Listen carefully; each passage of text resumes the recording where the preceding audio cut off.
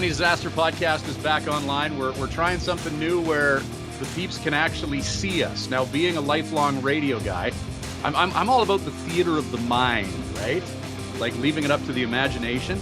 So to many of our longtime listeners who are now able to view us, I know that the voice might not necessarily match the face here. And I just want to start off with an apology for those who they're both so pretty. Handsomer. I mean, look at them. They're just gorgeous. It's got the perfect glasses to perfectly symmetrical. Oh, it's gorgeous. Look at you pretty man. We both got the wisdom hairs rolling. Yeah, there's a little grayness going on there. That's all right. We earn those. We paid our dues. Each one of them is a memory, right? Yep.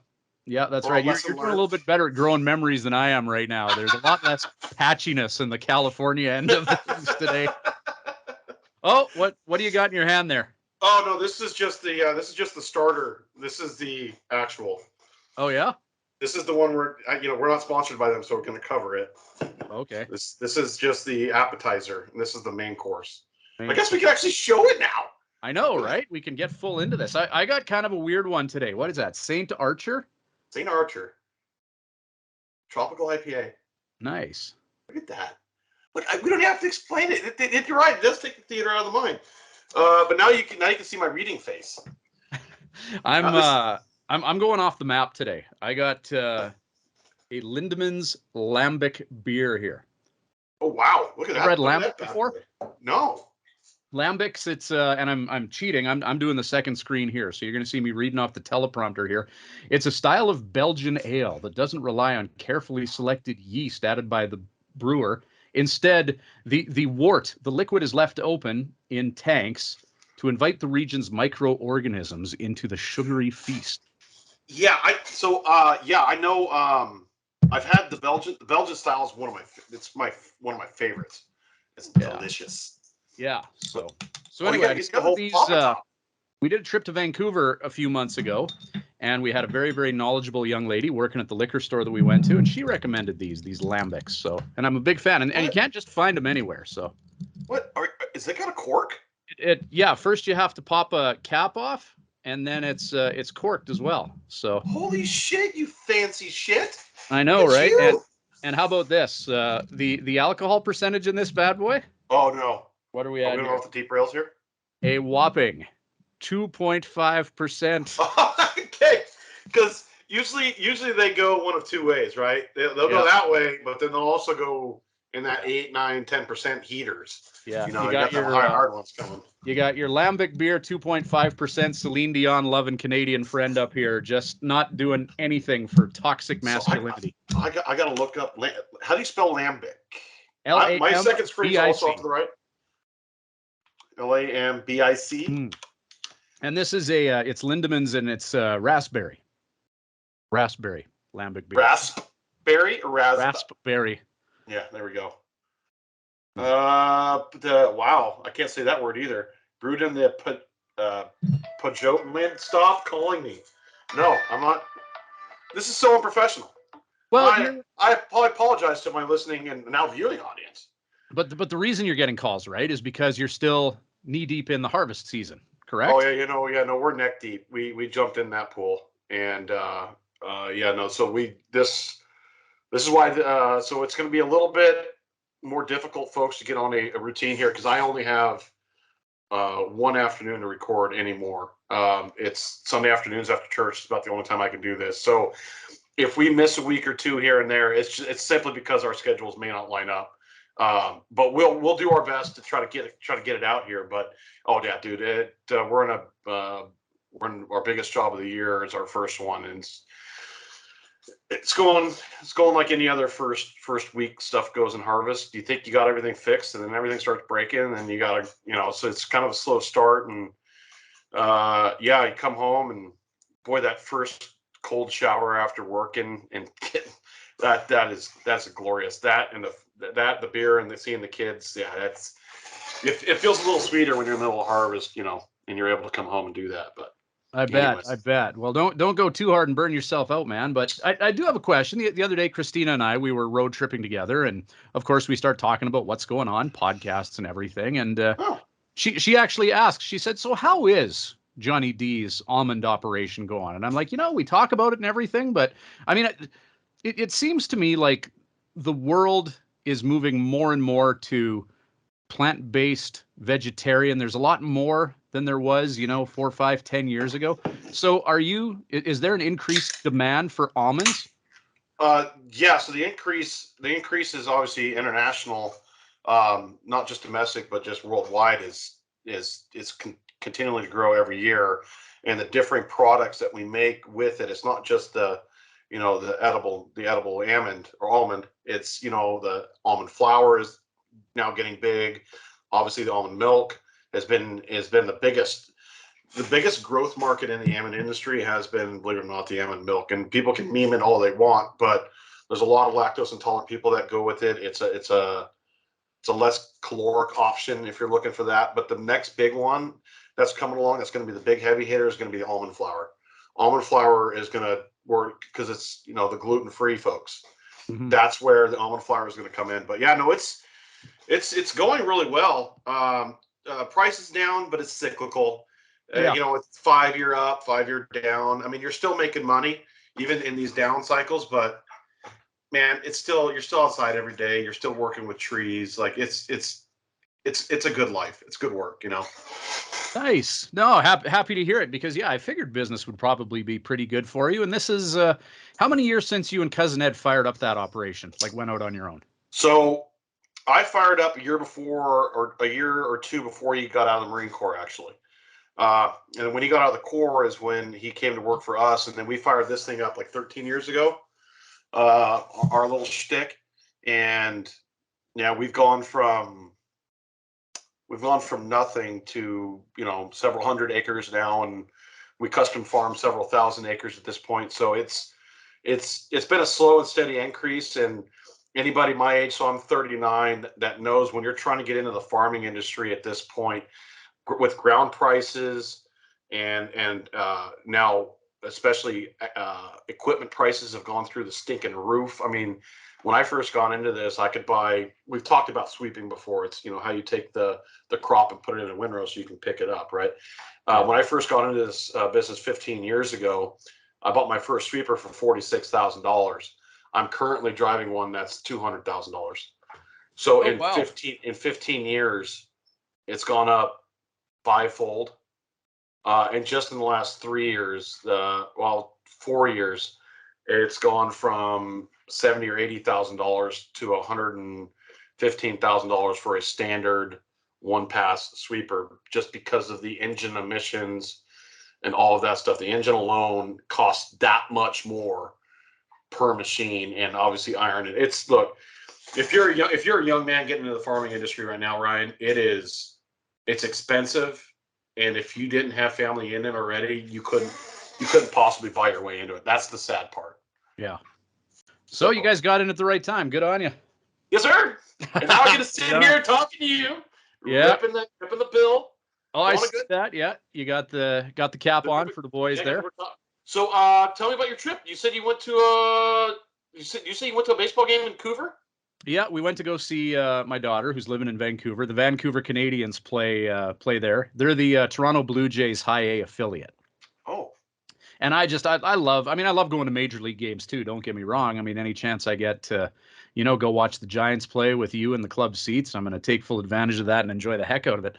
But yeah, the High A games, I love going to them.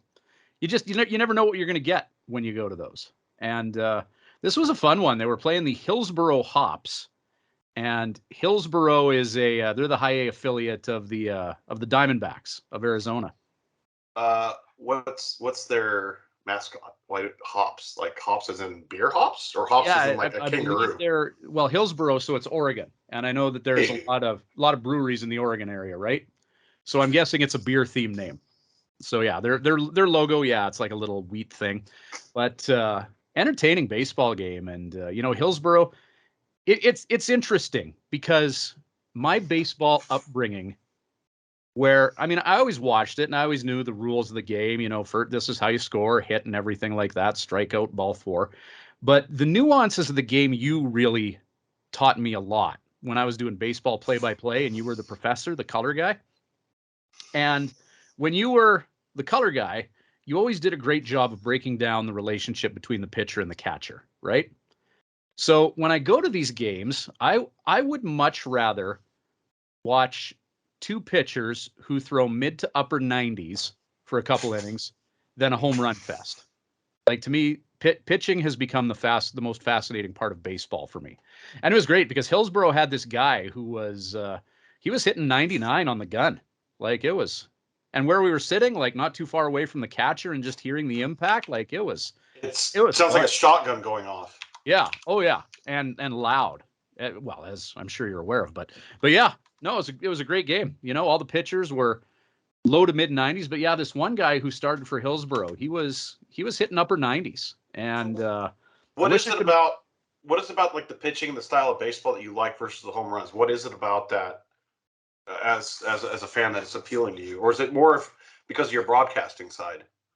You know, I like big velo. I mean, you know, watching the league that I watched this year, you know, the Woodbat Collegiate League, there wasn't a lot of velo in the league this year. Really? Yeah, it used to be, and I think it, you know, a lot of the experts say it might have something to do with needing the vaccine to get across the border in Canada, and how that might have thinned the talent pool out a little bit. But yeah, when you played, every team had a couple guys that could throw low 90s, and this year, you know, radar gunning every team, there was only 2 or 3 in the league that I saw. Really? And I know everybody claims, oh yeah, I've hit 90, I can hit 90, but not when the gun's actually on you. Truth detector. That's why we call it the truth detector. Yep. Everybody hits 90, right? But yeah. And your gun must need calibration. It's like, yeah, no, I was 95 last week. They had me topping at 98. No, sorry, son, you're at 82, kid. Man, yeah. Nice try. So yeah, but just the psychology too. Like, okay, it's a 1-2 count. You know, you're probably going to get something out of the zone, but maybe he'll try and fool you with something. Like, it's, you know, watching different pitch selection and things of that nature. So what was the big food draw or beverage draw at the minor league park? Because they usually have like some shtick, right? Yeah. Well, here they got the 2-foot-long hot dog. Because I guess, yeah, like in talking. In frame. Yeah. But so apparently the Vancouver Canadians, they pride themselves on having the longest hot dogs in the league. And that's certainly something to be proud of, right? So for years they had the foot long, right? Does the joke have to be made? We'll let people put 2 and 2 together on that one. But so they had the foot long hot dog for the longest time, but then every other team in the league got the foot long. So they're like, fine, we're going 2 foot. Oh, and if everybody else in the league catches up and has a 2-footer, then I'm sure they'll go 2.5 or 3. Oh, I almost choked on my beer. Because now you can it's not even like I guess it's a swinging hot dog contest, huh? That's a great way to put it. But yeah, I went with the more conventional sized hot dog. Yeah, you know what, Ryan? I don't touch a 2-footer. Now that I'm staring at your face, I see why people wanted us to be. They wanted to see things because we were both. Well, I especially am. I can never act. I could never act because you have to put your hands in your pockets. Apparently, yeah, you know, that's a sign of a professional actor. You got to do this. I hit things. I hit people. I knock over stuff. And you're kind of the same shit. So this is gonna be this is fun, buddy. So topics. Yes. Well, I know, and we wanted to hit this last week, and I think we should dive into it before we get away from ourselves and lose track of time here. Again. And the thing that spawned this was I saw that they're remaking the movie Roadhouse. And it's going to be, and all we know about it up to this point is it's going to star Jake Gyllenhaal, and Conor McGregor has also been cast in it. Oh, so it's a joke. I hope not. And you know, I don't think there's a one-size-fits-all approach to remakes. I mean, there's been some duds. There's been some great ones. I mean, you and I both love Dune. That was a fantastic remake. Yes. Gorgeous movie. Yeah. Continue your thought. Dune, and I think Dune warranted a remake because the original one came out in the 80s and they had such a grandiose idea, but they were limited by technology and Patrick a whole Stewart lot was of in other. it. What's that? Patrick Stewart was in it. He was. Oh yeah. The cast and like Sting was in there too. Like it was just it was an interesting movie back then. It was, I don't know, it was a little weird in some parts. But then they came out with the remake and they made this giant universe with modern technology and special effects. And, you know, people have learned a lot more about cinematography in the last 30 years since the original. And you just get this amazing. The acting was better. Yes. The Exactly. acting was better. The casting was amazing. The effects they did. Yeah.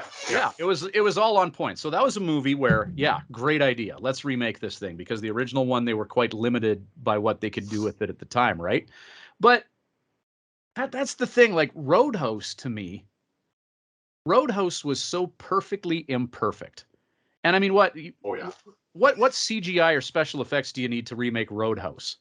I mean, it's set in a bar and there's lots of fights and they're going to be breaking beer bottles and tables and hitting each other with chairs. So yeah, because who's the big bad going to be? Are they going to do like a 1-for-1 remake where they're just what's this going to be, the same kind of sleazy, guy trying to take over the town kind of situation? And like, how is this going to? I don't understand why they're this one in particular, why they want to remake it. To me, it makes no sense. I don't get it. Oh, and the original one, and maybe it was one of the first times I saw it. It was, remember the street dance in Swift Current? Oh yeah. It used to happen every August. Sadly, it doesn't anymore. But what a great time that was! And we watched. We were channel surfing, and we landed on Roadhouse just before going to the street dance. So we're having our pregame pops while Roadhouse is on. Oh no! And it hit perfectly because you got Patrick Swayze with his "Pain Don't Hurt." You know that line like that. You know the baddies are rolling up on the bar. Right boot, like just great lines like that, right? Just hit. You know the guy who goes and blows up his house, and as he's riding his motorcycle away, he stops to laugh maniacally before carrying on. It was so perfectly imperfect, and I don't think you could. If there's one movie I don't think that warrants a remake, it's Roadhouse. I love it. I'm gonna go see the remake. I'm gonna see it in theaters. I'm gonna pay my $20 to go see it. But so looking at this topic, because we were originally going to talk about it last week, but we, as we do, we got sort of on other subjects for a little longer than we. So I was looking up, some really famous remakes and the ones that worked, obviously, and the ones that didn't, and I came across a quote by Matt Damon, of all people. Matt Damon. And he was talking about why they have to do remakes and stuff like that at this point. It's in his argument was because they don't have DVD sales anymore, that they have to find ways to make these movies cheaper. And it's cheaper to take an already existing IP and to use that as fodder and move forward. That's why you're seeing more remakes, reboots, and extended prequels, postludes. All that stuff is because you can't take risks anymore because you can't make your money back on the secondary market. That was his argument, and I wanted to get your thoughts on that. Well, I mean, everything always comes down to business decisions and whatnot. I had never thought of it that way, but I mean, you're still making secondary income off movies. There's still, rent this for $4.99. I mean, maybe there's a lot more pirates, obviously nowadays, which I imagine hurts the business a lot. But I mean, I guess that makes sense, right? I mean, but you have these movies that, I mean, they're what? A lot of them are on a $100 million budget anyway. Yeah, I know. I mean, don't start nickel and diming when it comes to the creativity of dreaming up new ideas. So do you think that was just an excuse for the lack of creativity that's in the market at this point? That he had this interview and it's basically a cop out because there's not enough good writers around anymore. Well, I'm sure Matt Damon's right, and he's telling the truth. It's just a shame because it sounds like an unwillingness to invest in the creativity of new ideas. Right. And instead of come up with the new Star Wars. We don't need episode 7, 8, 9. Come up with whatever the new Star Wars is going to be. Like bring new ideas to things. But from a business standpoint, if it helps the bottom line to just do remakes and not come up with an original idea, I mean, I guess that's the situation we're in. But kind of sucks. Yeah, I know. No kidding. I'm trying to think of the last like generally great new IP that came out, and it's really been on TV. It really hasn't been. Well, John Wick. Mm-hmm. John Wick is probably of the last 10, 15 years, maybe the best new IP. But it's based on an old genre, obviously. But the way they did the storytelling may be the best way to do it. But anymore, you're going to have to look for books and such, because the void of creativity and actual writing in Hollywood right now is maybe at the lowest I've seen it in a long time.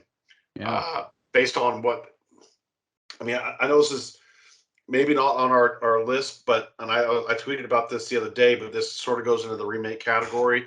I didn't make it 8 minutes through the first Lord of the Rings episode, the new one. Oh, really? I turned it off. I couldn't get through it. Like the writing is vapid. They're pseudo intellectual. It's awful. Like it's bad. And I just turned it off. And I might be a bigger Lord of the Rings fan than I am a Star Wars fan. Well, and I was just going to say that you're a big Tolkien guy. Huge Tolkien guy. I've read everything he's ever put out. I've read the Lord of the Rings series and listened to it audiobooks almost every year.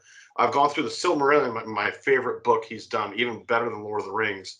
Silmarillion, for those of you who don't know, is the essentially the history and the founding of his world all the way through what's called the Third Age, which is when we meet up with our characters in Lord of the Rings. And I think I've read that book 15, 16 times. And it's just a massacre of a great man's great work. And it's just... Yeah, but you only gave it 8 minutes. Dude, okay, you want to know the first line of the show? Okay, I only listened to the line once, and I was trying to figure it out for like an hour. So it got seared into my skull. This is what they said. This will be good. This is what they said.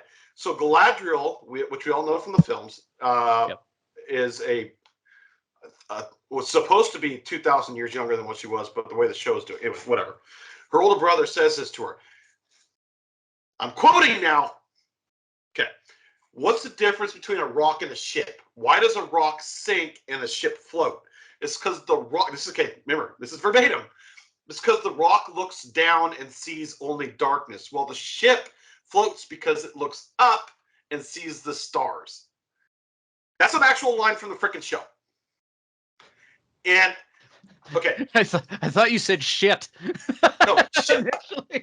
I'm like, wow, that's definitely not Tolkien. Yeah, no, definitely not Tolkien, right? Yeah. Yeah. Why does this ship float? Because it looks up to the stars? Like, what the actual F are you talking about, you pseudo-intellectual prick? Like, what? I was trying to figure out this metaphor for like 3 days. I don't get it. And then the second scene is they're freaking free climbing up the side of an ice mountain with knives. I turned it off. I walked away. I was like, yeah, it's for somebody else. It's not for me. But have you read any reviews? Like, are the Tolkien fanatics, like, are they of like mind with you on this? Like, is there outrage? Yeah. It's 37% right now on Rotten Tomatoes with the audience. And since they released, so the original critics reviews were in the 90s. And once they released that every critic could put their stuff out, it's dropped now like 12% in a day. So it went from 95 to like 87 in a day. And the Hollywood Reporter, which is as mainstream as it gets, right? Mm-hmm. As far as like critics and such, freaking roasted it. Like, put it on a spick, put it over the fire, and just lit that thing up. Like, it's getting demolished right now, my friend. Yeah. Because it's bad. It's horrible. Sorry, so what? Okay, ridiculous first line notwithstanding. Like, obviously, like, was it just those two examples that made you abandon ship on it, like only 8 minutes in? And then did you go online and kind of read these critic reviews, and then that kind of validated how you felt about it? Like, you're so passionate about it, and I can't believe it is that level of pure excrement that you would only give something like that 8 minutes, because I know you, I know how passionate you are about those. Well, so Galadriel, what they did to her. So 8 minutes included a prelude, like they did for the first Lord of the Rings film, where they sort of set up for the normies what's happening in the world. They skipped over like 3,500 years worth of history with like a single line. They turned Galadriel, which is the most powerful character in the books and the films, that goes all the way back to the founding of Arda, which is the world itself, and turned her into some revenge-seeking warrior princess that and basically turns her brother's sacrifice into some warrior revenge crusade thing that it basically turns the lore. It doesn't just turn on its head. It throws it out the window, and they're trying to start their own lore with pre-existing characters, and that was in the first 4 minutes, right? So they went through this sequence to get to where the film started, or the the TV show started, and in that 4 minutes, I'm like, what? We gotta, okay, just before I go further with this, I think that this officially falls under nerd Oh, sorry. chat. So Sorry. we gotta dump Poindexter into here. Nerd! All right, there we go. So, are they kind of, because I've heard you speak similarly about what they did with The Last Jedi. Same kind of deal, where you took something established that should have a certain look and feel and texture to it, and then try who's ever creating this, whether it be a director, writer, whatever, try to make it their own after years and years of established lore. Yeah, with like a quarter of the talent. Like, it'd be fine if you made it on your own and you had talent and you could pull it off. Yeah. It's another thing to do it and then have a pinky's worth of talent and can't pull it off. That's like the issue. It's like there's no hubris. Like, you think you can do it. Like, you think you're actually that talented, right? To go after the second most sold book in the 20th century next to the Bible. That's how well read Tolkien is in the 20th century going into the 21st century. His works are up there with the Bible as read literature, right? Mm-hmm. That's what we're talking about here. Amazon screwed with the wrong fan base, because this fan base is older than, no, think about it. This fan base goes back to the 50s, dude. Like, this fan base is old. So some of the people that first read this are in their 80s now. So you have not just the Star Wars nerds getting pissed. Now you got like 90-year-olds who grew up with this work are like, what the hell is this? This makes no sense. Oh, dude. But okay, having said that, though, you want this property, this franchise, to carry on well into the future. So they're going to make some decisions in the interest of attracting new audiences. Okay. Valid point. But the manner with which you try to gain new followers speaks of what your end goal is, right? If you're trying to get new people in by subverting the message and the basis for Tolkien's work to get people in, it's not going to work. You're going to not only piss off the existing fan base, the people you're going to bring in aren't going to make up for the losses you're going to get from the existing fan base. That's so, and believe me, this is a tight line to work when you're doing a remake like this. Is there's an existing fan base, right? Yep. You don't want to lose those. What you're trying to get is that, right? You're trying to expand the base and get more folks to listen to or to watch your film. And for you with Roadhouse, so how do you when you're doing these remakes, how do you keep the existing fan base and then add to it? Yeah. And I don't think anyone's figured that out yet, because look Right. at what happened with the Star Wars, with the sequel trilogy. Every time I open my Facebook, and I must read too many of these articles because it gets prioritized. Every time I open my Facebook, it is pissed off people at Rian Johnson. You just scroll, and it would be like a Statue of Liberty height of scrolling of people pissed off about the sequel trilogies. But for instance, so let's be positive. If we're going to be this negative, let's be positive. The same thing, right? Have you watched the first 2 episodes of Game of Thrones yet? I have not. Excellent. Yeah, they nailed it. They have returned to form. They've gotten back into what. Remember, we talked last week about the first 4 seasons being far superior than what happened with the last 4 seasons, right? Yep. Of Game of Thrones. They've the politics, the writing, the acting. Daemon Targaryen might be perfectly cast. Like, he is, every time he's on screen, you can't take your eyes off him. And the writing is superb. Like, it's just obviously the budget behind it, so it looks great. Oh, dude, I'm telling you, Ryan, you're gonna love it. So, yeah, and I've read different things about it. I've kind of loosely, read a few online articles about it. Haven't had a chance to deep dive into it yet. Hopefully will tomorrow, because tomorrow's a holiday. We're recording this on Sunday of the Labor Day weekend. But so what's the deal? How far before the Game of Thrones that we've already seen is this set? Because it's a prequel, correct? Yeah, it is. It is. So it goes into the first Targaryen civil war, essentially, or the first. Yeah. It's called the Dance of the Dragons. So it was the first civil war that occurred. There were actually 2 major civil wars that occurred in Westeros prior to the one that we, in the Game of Thrones show, right? Yeah. Robert's Rebellion was the 3rd major civil war that happened in the country. This goes back to the first one. So this was, I think, 250, 270 years before Game of Thrones, as we know now. Yeah. And there's 20 dragons in this show. There's 20 dragons. Oh, wow. It's awesome. Just dragons everywhere. Just dragons everywhere. And everything that made the first few seasons. At Game of Thrones, I'll never forget.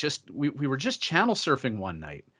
And then we just landed on this show of intense violence and naked people. And it's like, what in the world is going on here? Like, is that similar to, is that what we're getting into this time around?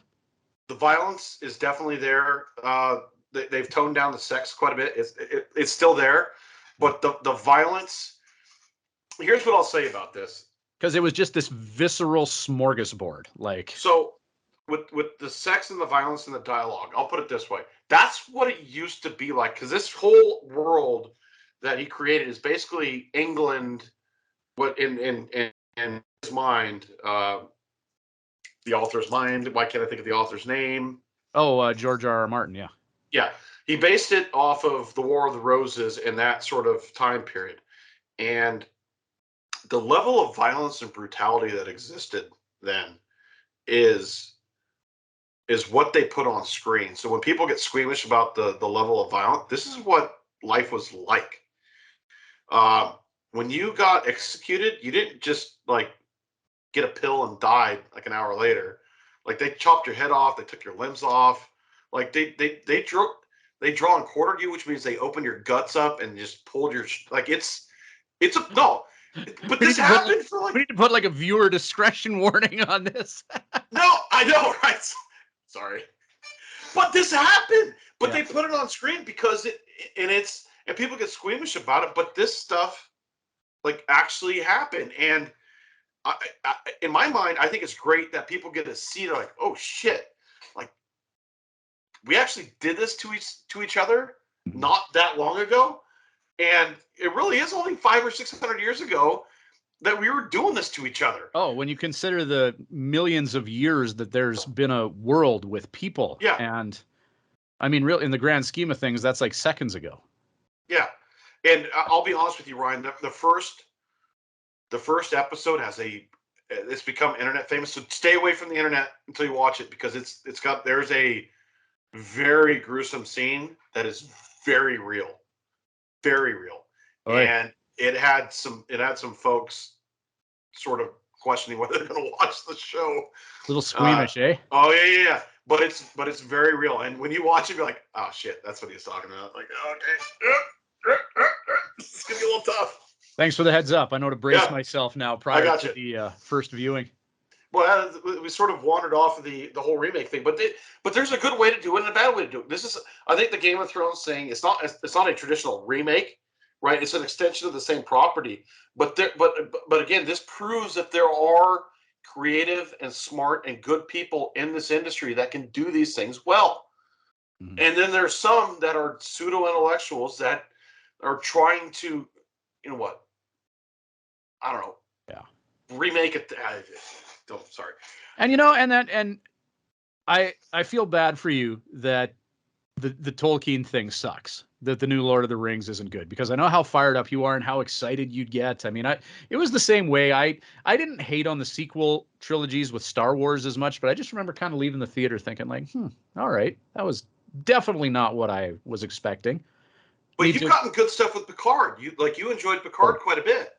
Loved it. Absolutely loved it. But they stayed faithful to the character, to Picard. You know, Picard wasn't throwing his metaphorical lightsaber off a cliff because he was in a bad mood that day. You know, like they stayed faithful to the character and they didn't try and reinvent the wheel. They did some cool stuff. They modernized it, some special effects that weren't there in the mid 90s when they made Next Generation, but they stayed faithful to what made the character good. No, it's there, and those things will hit for different folks, right? And that's what's so fun about the entertainment industry. That I know we get off of entertainment topics quite a bit, everybody, but I mean, really, it's there's so much out there. It's so much fun right now because I mean, basically, whatever you like, it's there. Mm-hmm. Like you get on Netflix or Amazon, or I mean, there's just a number of entertainment properties. Except for music. Good God, does music suck right now? I'm sorry. I'm just thinking. Remember, I'm back in Harvest, so I'm just listening to music now and podcasts. Yeah. Holy shit! Can I not listen to modern music at this point? Best music. Yeah, and the best music is the stuff you're not hearing. You know, and we used to talk about him a lot on this podcast, like Coulter Wall. Oh yeah. You know, he's a guy. I mean, he's not a household name, but people who find him, and he's not everybody's cup of tea, you know. But so why is that? Why? Okay. Why is that? What is it? Is it strictly the gatekeeping? Why aren't the good artists like Coulter Wall really break? I think Coulter Wall's broken through. I'm not saying he hasn't. I'm just saying why. What is it? Well, he's broken through, but. I mean, he's not getting 50 spins a week on any radio stations. You know, like some of the Sirius XM ones, like they'll probably play him a little bit on Outlaw Country, but he's not getting into too much heavy rotation on radio. And I mean, I don't know. The music industry, I think they kind of have a safe formula of doing things, and it's that like country music and pop music and rock music. It doesn't sound as different as it used to, you know. That's a really good point. Yeah. Like go back to the 70s. I mean, there was some distinct rock music. The Rolling Stones don't sound like Willie Nelson, who don't sound like Donna Summer, you know, like pop music. Whereas now there's just kind of that safe, formulaic, overproduced type way of making music that, you know what, this will probably end up being a hit song. Let's just stick to what's popular. And that's why I love Coulter Wall, because it's acoustic. It's not overproduced. You know, it's such raw. A brilliant point. Honestly, that's maybe one of the more insightful things I've ever heard you say. Is no, but seriously, it really is that whether they're all produced by the same people or the same, you know, sound studio or whatever. They all just sound the same. Yeah. Well, go ahead. And I think it was Shania Twain in the mid 90s. Because remember Shania Twain, she married Mutt Lange, who was like a famed rock producer. Yep. So all of a sudden you have this country singer who's being produced by Mutt Lange, the guy who like got famous by producing Def Leppard and Bryan Adams and whatnot. And all of a sudden you have this country singer with violins with like a Def Leppard type beat behind it. And people were like, holy shit, this is incredible. But, you know, I think that I remember Any Man of Mine. I remember at the time thinking this is going to change country music. Like this song is blowing up. Sorry, exactly. Man of Mine. That beat just comes in my mind right away. Yeah, and people who didn't spend 10 minutes listening to country music before that, all of a sudden they're like, this is my jam. And, you know, they're... Well, it didn't hurt the fact that she was freaking gorgeous with a smoking body. He was also Canadian and a sweetheart. Like, all those things, plus the music was great. Well, exactly. But that's a big part of it, too, is if you're going to be a big-time musician, like country music didn't rely on sex appeal to sell itself. No. And then all of a sudden, this midriff maybe Dolly Parton. brunette. Who? Dolly Parton. Yeah, but I mean, I don't. She just happened to be talented and good looking. Where Shania Twain was like, I would say that, you know, and some people might argue Garth Brooks, but I think Shania Twain was the first packaged country music product. Like, let's make sure everything's on point. The music's good. The look is good. Yes, okay. Was that because it was in the height of like the CMT, MTV era when they actually played music videos like that? So yeah. That country music television channel. I remember that. Like Shania Twain built that empire. Well, it still exists. They just don't play country music videos. No. They just have like MTV. They don't. There's no music television anymore. No. It's just like CBS or anything else. It's its own. They just produce their own shit and don't play music videos. Music video channels. You just never know what was going to come up next, and it was awesome. You get. It was basically like you get radio, but you get to see them. And that was when VMA and like they would do Carson whatever. Carson, what the hell? He had that top 10 show. The top 10 Carson Daly, yeah. Carson Daly would do the. Yeah, they would do the videos were great. So I was a child of the 90s, and you're not that much older than me, a couple of years. But the 90s were fantastic for songs, the music videos, and I even have this from the kids I coach now. You know, I'm 20 years removed from high school at this point. And I get kids that come to practice requesting 90s music all the time. Yep. It transcends the years because, I mean, there's like you were saying earlier, it does exist now. It's just not heard, which is sad. Yeah. Oh no, the best, and I'll stand by this. The best artists are the ones that you haven't heard.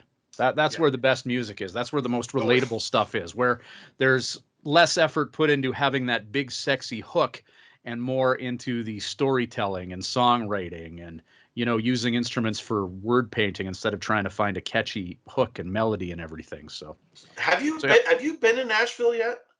I have not, but I've heard it's unreal. You would love it for that reason alone.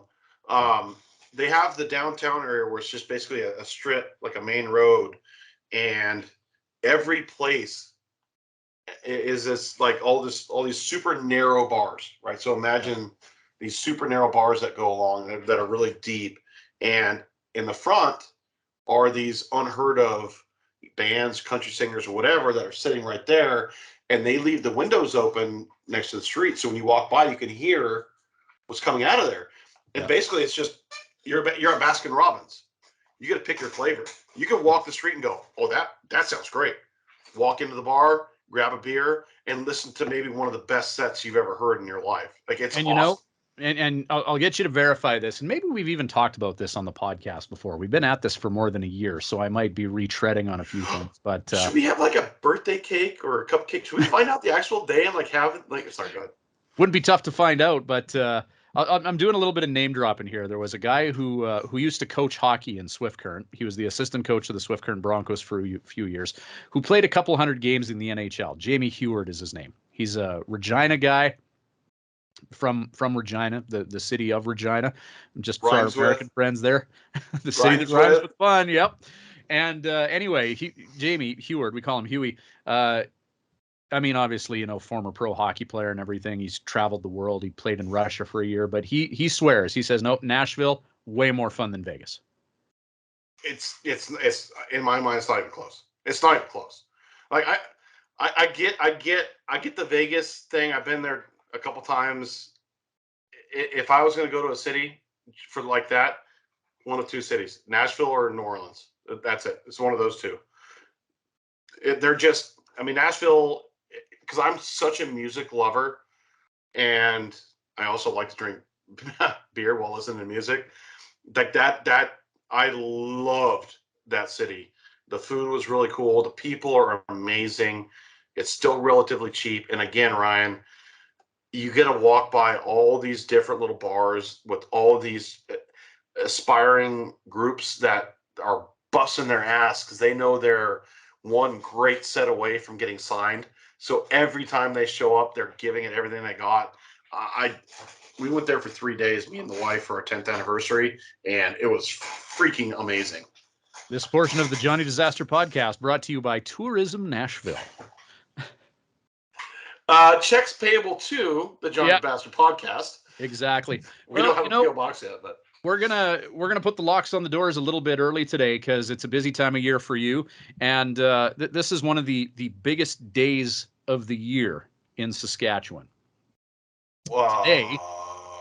Today is the day of the annual Labor Day Classic CFL Canadian Football League matchup between the Saskatchewan Roughriders and the Winnipeg Blue Bombers. Ooh! So we got a little fiesta going on. Canadian Football League. You best enjoyed with friends and everything. So gonna go do that. It's funny because our good mutual friend Joe Carnahan, who's from Wisconsin, his take on the CFL. He summed it up with, I watched it once and I saw them get a point for a missed field goal and then I turned it off. Well, no, you got to do the Joe voice. Yeah. No. Yeah, they got a point for a missed field goal. I shut it off. And then, but for us, it's a big deal. It's a big deal. I love how that joke is just for me and you. Like, I don't give a rip how many people listen to this and don't get that joke. Hey, they got a point for a missed field goal? Yep. F that shit. I'm done. But you know what? I'll have the CFL's back. It's a good. The caliber of athlete is great. It's a big year for Saskatchewan because we're hosting Grey Cup this year, so hopefully we get the opportunity to play in it. I'm not sure that that's going to work out given the caliber of team that they have, but I don't know. They've been hit with injuries and whatnot, so hopefully the Riders can pull it together. So where is this like a big fiesta? Everybody's getting together here in a little bit. So the game is played in the place we just referenced, Regina, the oft-fabled city that rhymes with fun. That is the home city of the Saskatchewan Roughriders. So a lot of years we actually make the trip and go to the game and like sit in the stadium and watch it. But this is going to be a beer and chips and other delectable treats type thing at among friends today. It's hot. It's but those always. I was going to say. It's hot out, and unless you're sitting in the shady side of the stadium, then it's maybe a little too spicy for us Canadian folks. What, SPF 120? Just lather it up, get the nose stuff on going too, and all that. Well, and with me, I'm prone to heat stroke, so you factor that in with probably a couple cold ones as well. You get heat strokes? I'm bad for it. Oh yeah. Really? If I go outside on a hot day without wearing a hat, like I'm passing out. Why do I not know this about you? It's not really something I brag about. I mean, I know. How's it going? I'm Ryan. I get heat stroke paint. If I'm wearing a hat though, it's like the hat is my Dumbo feather to protect me from heat stroke though. Like I'm fine as long as I'm wearing a hat. Your Dumbo feather? Yeah. Holy shit! What a reference. Oh, yeah, I love you. All right. As long as I'm wearing a hat. Take us out. You got to go. I'm feeling, okay, you said it earlier, and I'm thinking Bryan Adams today.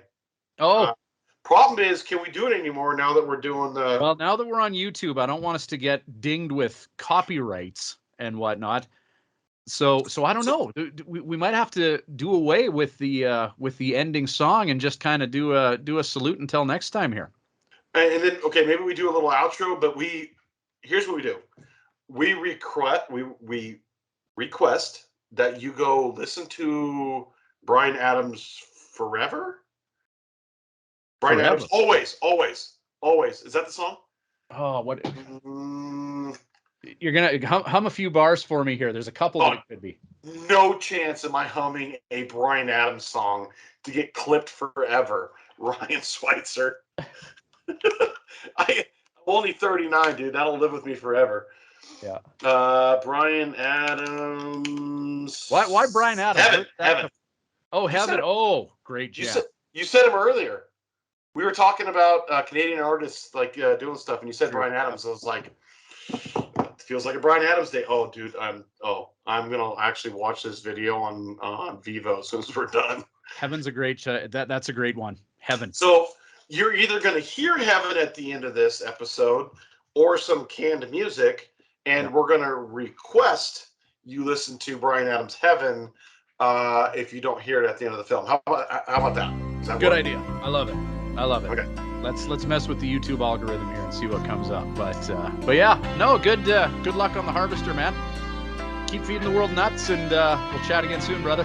You had to go there. You just had to do it. Yeah. Oh, thinking about